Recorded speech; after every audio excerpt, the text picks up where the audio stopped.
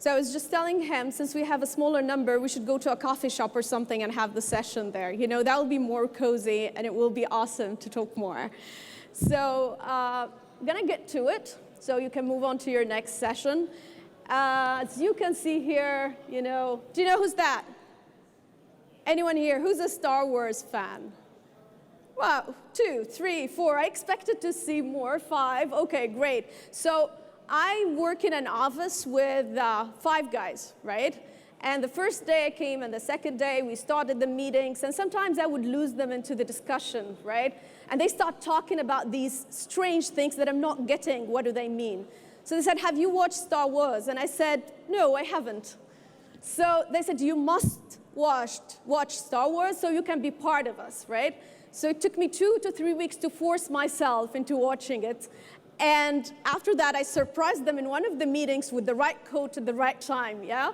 So now I'm happily working with them, and it was such a wonderful thing. So I want to talk today about technologies. So today, there is a lot of technologies in the world. There is a lot of advancement, a lot of inventors, a lot of people coming every day with new ideas. And it's becoming easier to actually create them.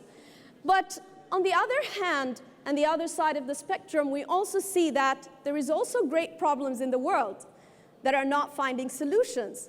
There is also great gaps over there, and we still see complex and wicked problems that we don't have solutions for. Although someone might say, we could use this technology and implement it to solve this. Why aren't we able to actually do that? That's a question worth asking. What are we missing?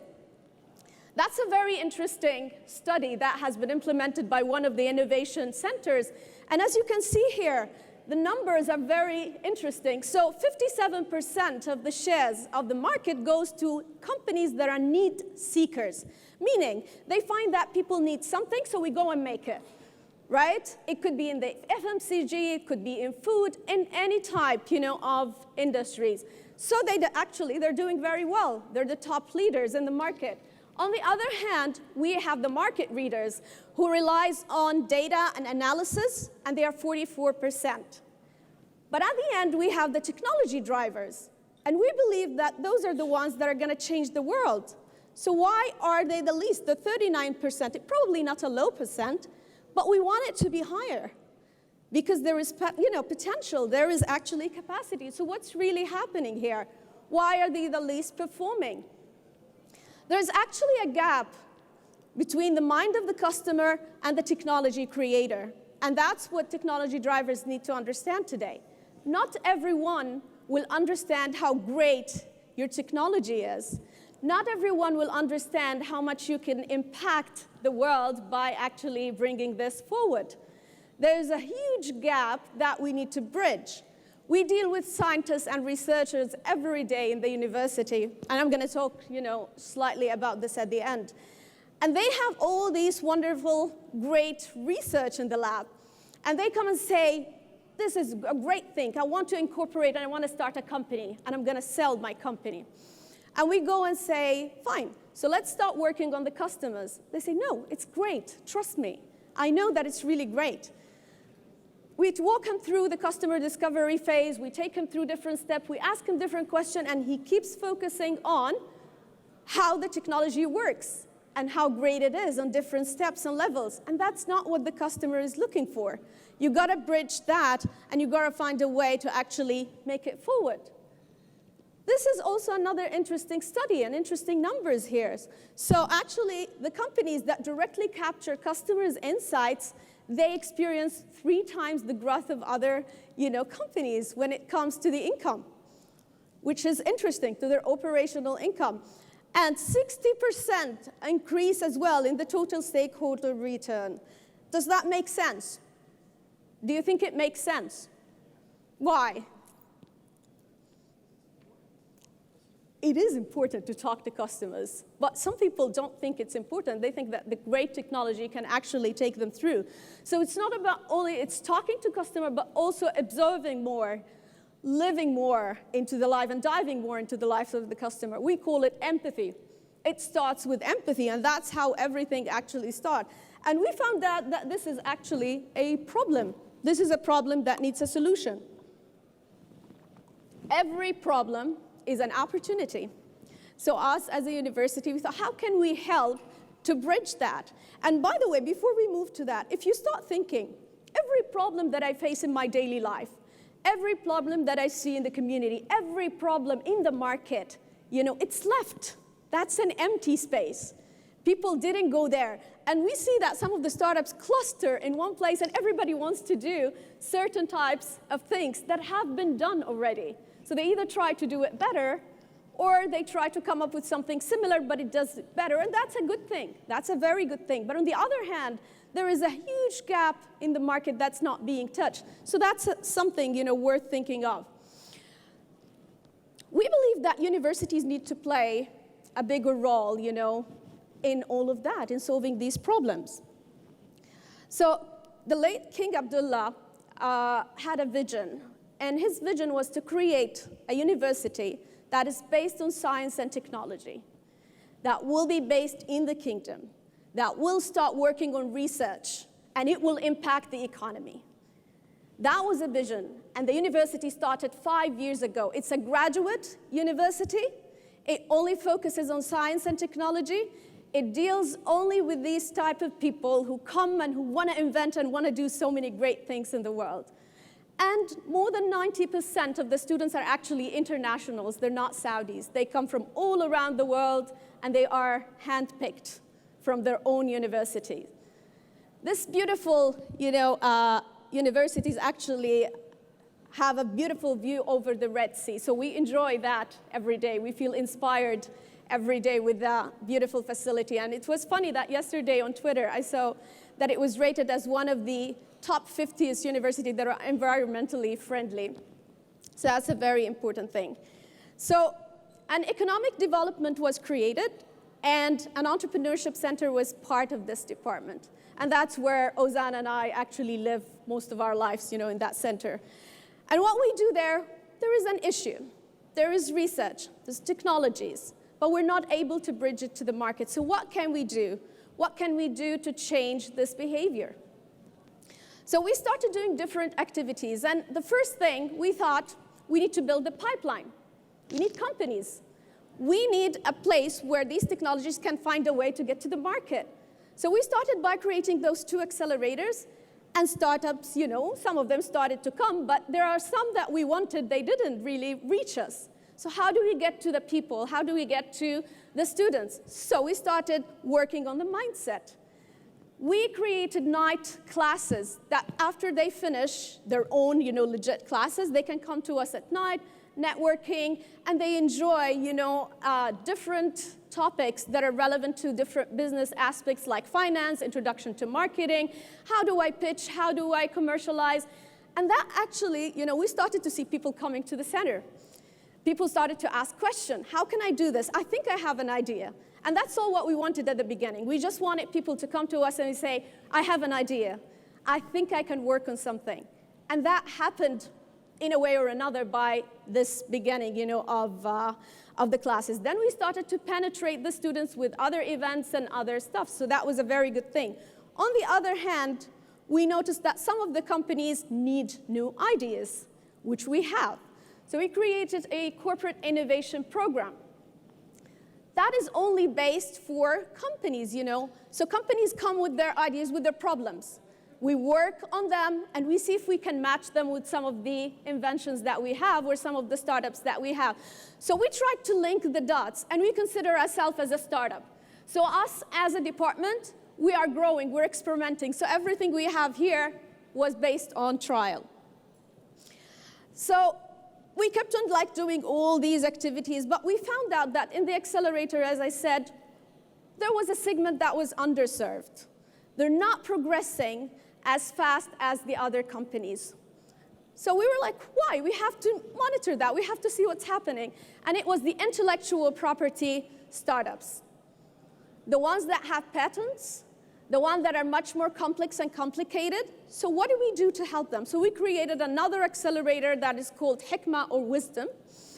And it actually caters to their unique situation. to their unique status of like, how do I need to work more on the customer discovery in a different way?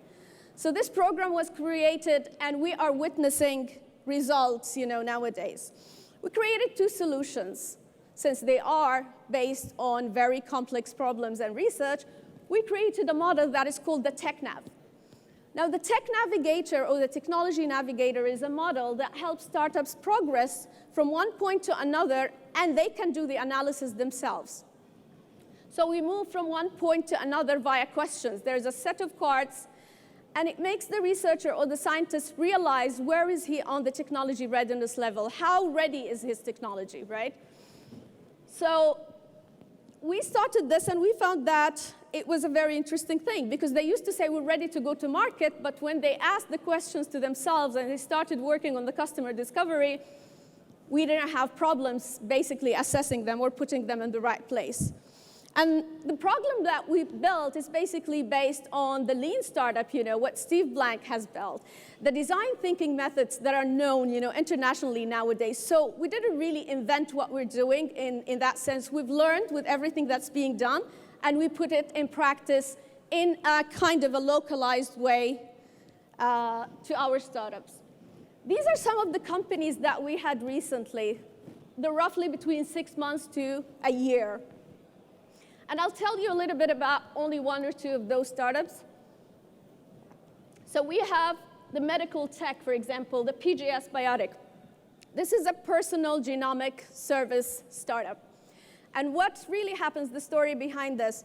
So in the kingdom, there is a premarital test. So everyone, before getting married, they need to go to a specific lab for the government and do the test. And this is usually via blood extraction, right? And they call it an invasive way of doing the test. Some of the people don't do it. Some of the people try to find other ways. It's just they don't want to go and do that. So they created some sort of a personal kit that relies on extracting, the information by saliva. So it's just a swab, few seconds, and you can go, right? And the tests are actually faster. You can get the results way faster than what you get in the blood. And this is kind of revolutionary in a way. If that really got implemented in different places, on remote areas, on other types of diseases or whatever, it could have some major implications. So this is actually adopted at the moment by one of the labs in Saudi Arabia, and we're pushing them to do more and to go to other places as well, to progress. EasyWay SA is another one. It is led by a Saudi female entrepreneur. She's a mom of 3. She's a full staff, full-time staff. And she actually was working on her startup. And the inspiration for this, she found out that there is so many Saudi women that are highly educated, but they are staying at home for one reason or another. 1, maybe they didn't find jobs. 2, it's basically the husband maybe doesn't want her to work, or maybe she's too busy with the family. There are so many reasons. Or she's living in a very remote area where she can't actually match it with something that she likes, right? So she ended up finding this huge pool, great potential, master's holders sometimes, and they're staying at home. So what can we really do? She created a virtual assistant platform, and what she's doing now, she's working and contracting with these ladies on personal contracts, and she utilizes their hours. She works according to their time. So you as a customer, you sign up to the platform, you choose a package. What are the administrative work that you don't want to do? I don't want to apply to my visa, or I don't want to create this PowerPoint presentation, or I have so much work, but I can't afford to hire a secretary or an admin person. So I go and I hire someone from EasyWay SA. She's basically targeting small and medium enterprises at this point who cannot afford to hire other people. And that's been working. She's been having a lot of tractions, and we're pushing her forward. So it's very interesting, the diversity of the startups that we have. So we really, believe in the role of universities. We're experimenting. We're trying so many different things in a very short time. And we hope that everyone who is an engineer or not, or a researcher, will start thinking of what's out there. What does the market need? What is the opportunities that are out there? Instead of just focusing in the lab. Staying inside the lab is really not the way to get out there. You could be impacting the world in a very, very good way. because we started the boot camp, so I started with the entrepreneurs, and it was one of the best experiences I ever had in the startup Istanbul. So we started with a startup oath, where everybody swore to committing to their customers. Everybody swore that they will try and they will fail and they will continue, right? And I don't know how many entrepreneurs do we have from the batch? Maybe not many. Great, that's a good number, right? Are you still committing? You're still applying. You're gonna continue, right? So I thought we have to conclude with something else as well, with another promise. So I'm going to kindly ask you to stand up, all of you, everybody, whether you're an entrepreneur or not. Some people are, it's fine. If you don't feel like it, that's okay. Unless you're working in a corporate where you get tired. It's a fun experience, actually. So I need you to raise up your right hand. And I need you to say what I'm about to say, follow what I'm going to say in a very loud voice. We need, a lot of energy, and we need to push hard for this. We are warriors of change. We are warriors of change. That's not loud enough. I'm going to repeat. No energy. Come on. We are warriors of change. We are warriors of change. We will never give up.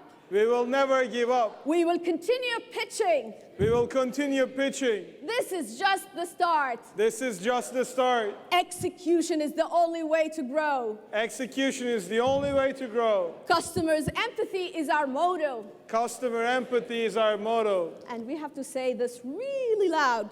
Long live entrepreneurs. Long live entrepreneurs. Well, thank you so much. Thanks a lot. And these are my contacts. I would love to hear from anyone who wants to know more about what we do. Thank you so much. Thanks a lot. Thank you.